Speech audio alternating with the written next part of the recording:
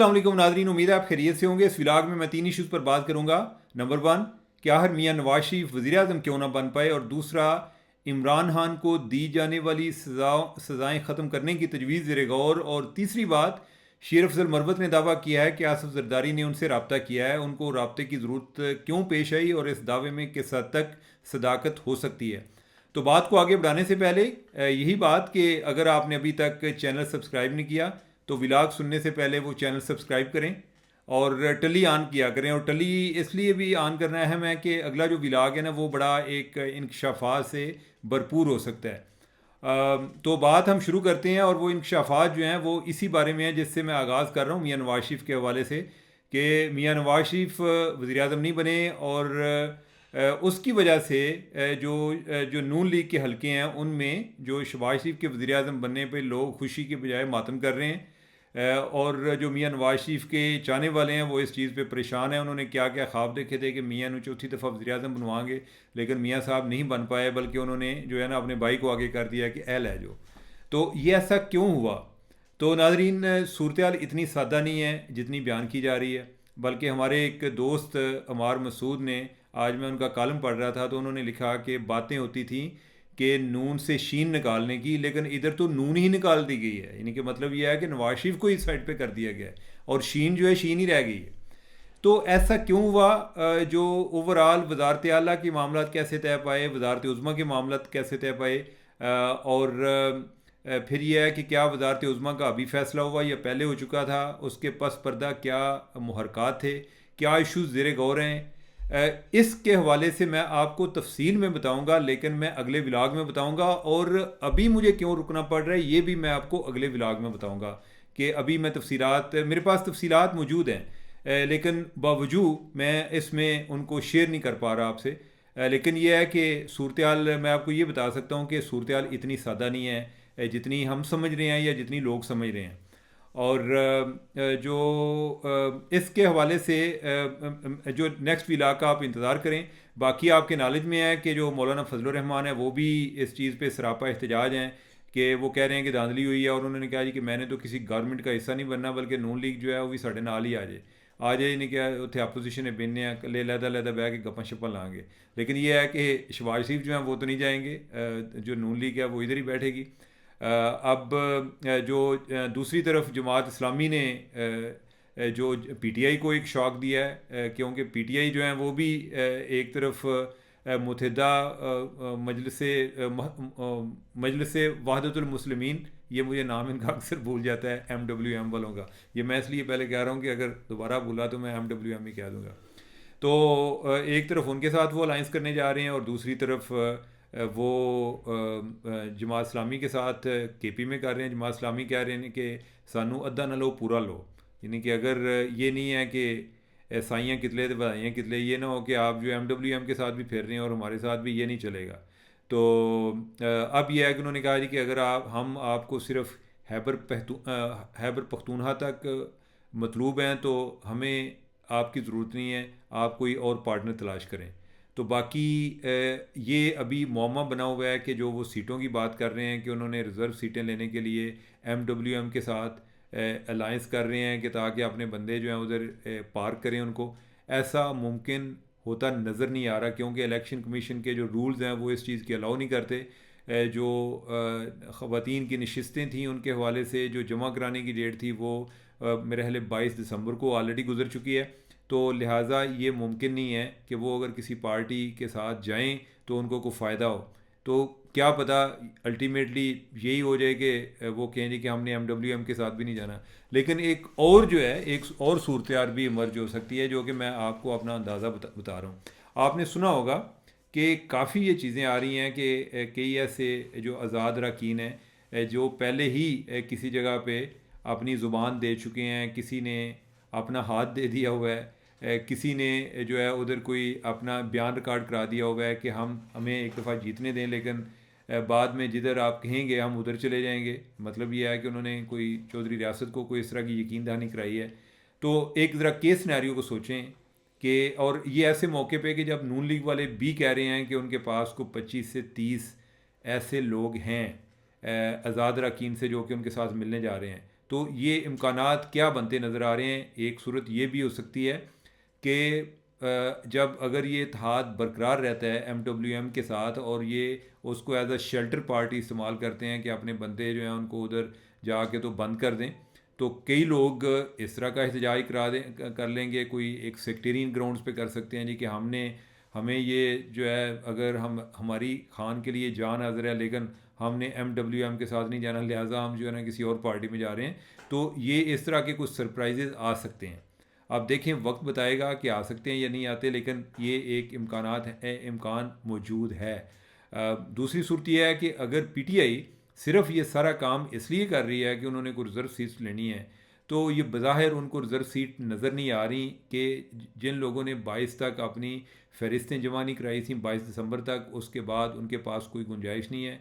तो PTI जो है, चूँकि वो इटसेल्फ एक पार्लिमानी पार्टी नहीं है, और जो पार्लिमानी पार्टी है, अगर MWM को एज अ पार्लिमानी पार्टी उसकी बात की जाए, तो उन्होंने जो उन्होंने अपनी ख़वातीन की फ़हरिस्त दी थी वही काउंट होगी। जो इन्होंने को PTI वालों की तरफ से है वो तो काउंट नहीं होगी। तो लिहाजा मुझे नहीं लगता कि उनको ख़वातीन की नशिस्तें मिलेंगी। अल्टीमेटली यही होगा कि वो नशिस्तें जो हैं उनकी बंदरबांट होगी, और जो नून लीग है उसको भी उसमें से एक मालिक नीमत में से हिस्सा मिलेगा, जो पीपल्स पार्टी है उसको भी हिस्सा मिलेगा, और भी जो जमातें हैं जिनकी कोई एक पार्लिमान में मौजूदगी होगी उनको भी हिस्सा बकदरे जुस्सा मिलेगा। तो ये सूरत हाल है। ये आप ज़रा एक नेक्स्ट व्लॉग के लिए तैयार रहिएगा। ये मैं आपको कोई इन्फॉर्मेशन जो है शेयर करूँगा मियां नवाज शरीफ के हवाले से। उनकी एक वज़ारत उज़्मा का फ़ैसला क्यों रुक गया, और मरियम नवाज़ जो हैं वो किस तरह चीफ़ मिनिस्टर बनी, ये चीज़ें जो हैं वो नेक्स्ट टाइम मैं आपको बताऊँगा। तो नाजरीन, हम अपने नेक्स्ट टॉपिक की तरफ जाते हैं कि आज बाबर अवान साहब वो जो हैं वो जलवा फ़रोज़ हुए, और उन्होंने मीडिया से बात करते हुए उन्होंने कहा जी कि जो सदर जो है वो अगर चाहे तो वो इमरान खान की सज़ा माफ़ कर सकता है। और उन्होंने साथ जो है उनको ताना भी एक दिया, उन्होंने कहा कि बहादुर शाह ज़फ़र बनने के बजाय टीपू सुल्तान बने। तो क्या ये जो है इस तरह का उनको प्रोवोक करने से सदर इमरान खान की सज़ा माफ़ कर सकते हैं या नहीं कर सकते?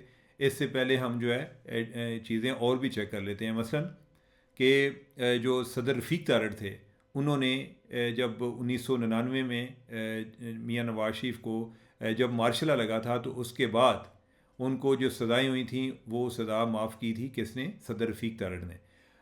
अब जो है इसका मतलब है कि सदर ये सज़ा माफ़ करने की एक पोजीशन में होता है, लेकिन क्या वो माफ़ कर सकते हैं इमरान खान के बारे में? इस हवाले से मैं हम आपको डिटेल बयान बता देते हैं कि आइन का आर्टिकल 45 जो है वो सदर को ये इख्तियार देता है कि वो माफ़ कर सकते हैं। आर्टिकल 45 कहता है कि the president shall have power to grant pardon, reprieve and respite, and to remit, suspend और commute any sentence pass by any court, tribunal और अदर अथॉरिटी।